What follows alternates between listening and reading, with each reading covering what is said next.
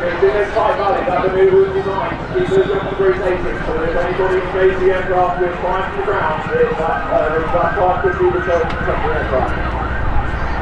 And at the top of that manoeuvre, it's got the nose down now. It's accelerating back to 120 knots, 405 degrees of turn,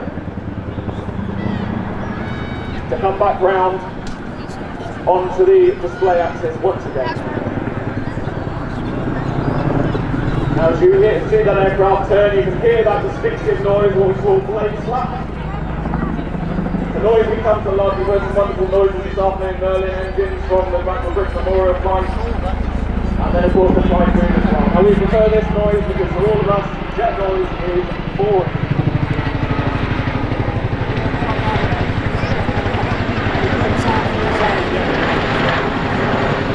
And here we go then, working towards the end of the Chinook display. The aircraft again is going to be positioned out to the right hand side. Now if we had a runway in front of us, which of course we do not, we would present to you here a running landing on the back two wheels of the aircraft only. Now that's a manoeuvre that we use if we have a power loss, any sort of emergency on the Chinook, which stops us bringing it to the hover before we land.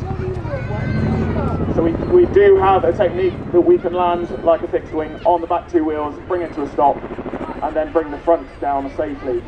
But without that runway here today, we're going to show you another quick stop.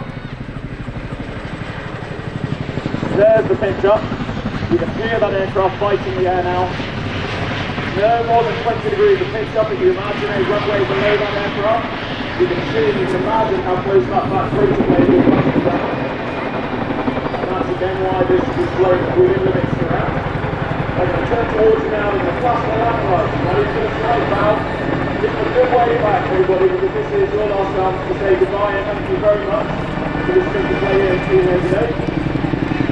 And they're going to start with a final operational manoeuvre, something we call the over-the-shoulder departure. The aircraft was engaged from its 12 o'clock, i.e. if you were to fire a weapon at the aircraft from your position, that is effectively a manoeuvre that we use to present bulletproof plates on the bottom of the aircraft to that threat and then run away bravely. So thank you all very, very much. I'm going to finish this commentary just by saying a huge thank you to our engineering team who are currently at Blackpool Airport.